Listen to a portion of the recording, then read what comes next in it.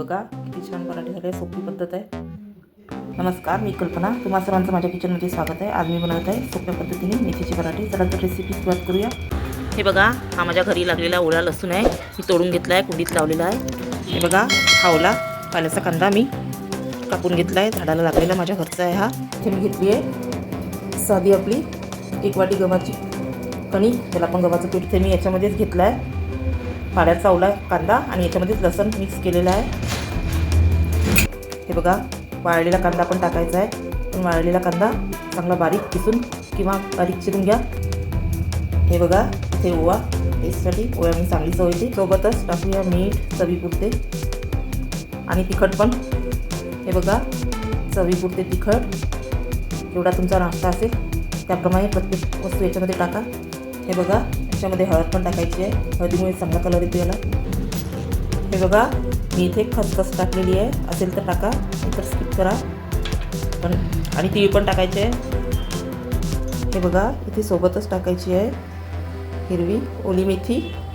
जास्तीची टाका, तुमचे पराठे चवीला छान होईल.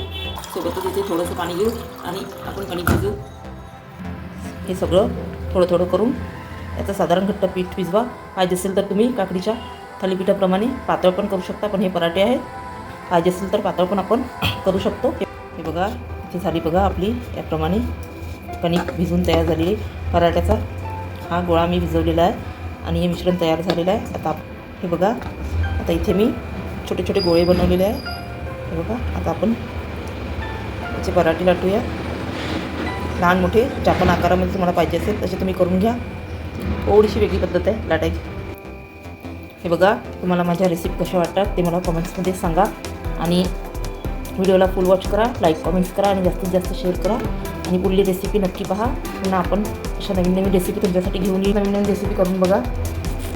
हे बघा, इथे मी पूर्ण याला तेल लावून घेतलेलं आहे.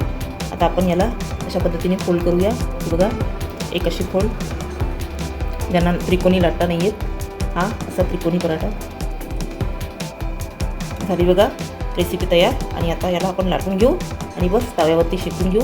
मस्त पराठे टेस्टी. आणि हे बघा, थोडे खमंग ज्यांना आवडत असेल त्यांनी थोडे जास्त शेका. ज्यांना कमी आवडत असेल खूप ज्यांना कमी क्रिस्पी पाहिजे असेल त्यांनी सॉफ्ट बनवा. याला जास्त नका शेकू आणि मीडियम आचेवरती पराठा चांगला शेकून घ्या. खूप सोपी रेसिपी, खूप सोपी पद्धत आहे. इथे बघा, गॅस टाकले मी ऑन केला आहे. आणि हे बघा, आता याच्यावरती तवा घेऊन घेऊ. आणि बघा, तवा थोडा गरम येऊ द्या. थंड याच्यावरती नका टाकू.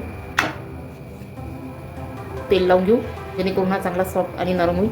आणि मीडियम गॅसवरती शेका बघा.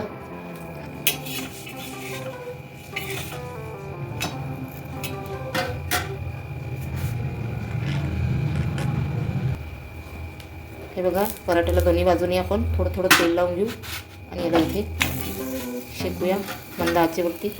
बघा बरं, पराठा तयार झालेला आहे. तेल थोडं जास्ती लावा. शिजल्यावर पण आपण लावू शकतो, म्हणजे जेणेकरून हे पराठा एकदम ॲब्झॉर्ब नाही करणार आणि तुमचे पराठे जास्ती तेलकट नाही होणार आणि त्याला तेल कमी लागते. मी लावते बघा, आधी पूर्ण पराठा शेकून घेते आणि नंतर त्याला तेल लावते. तसे पण चांगलं वाटतं. तुम्हाला जशी वाटते तुमच्या पद्धतीने तुम्ही करा. आणि बघा, खूप सोप्या पद्धतीने रेसिपी तयार झालेली आहे. तुम्हाला कशी वाटते ते सांगा. आणि तुम्हाला माझ्या रेसिपीज जर आवडत असेल तर व्हिडिओला फुल वॉच करा, लाईक कमेंट्स करा. अशाच नवीन नवीन रेसिपी पुन्हा मी तुमच्यासाठी रोज घेऊन येईन. तोपर्यंत ओके, बाय फ्रेंड्स. भेटूया पुढल्या व्हिडिओमध्ये आणि टेस्ट करूया. बघा, इथे आपली रेसिपी पराठे तयार झालेले आहे. खूप सोप्या पद्धतीने मी तुम्हाला सांगितले आहे आणि खूप टेस्टी होते. बघा, एवढ्या वस्तू टाकून तुम्ही करून बघा. नसेल तर कांदा किंवा नुसती मेथी, बाकीच्या वस्तू ओवा, खसखस, तीळ हे तर आपल्या घरी अवेलेबल राहतेच. टाकून करून बघा, खूप छान टेस्टी वाटते. व्हिडिओ आवडला तर व्हिडिओला फुल वॉच करा, लाईक कमेंट्स करा. Okay, bye bye, Tata.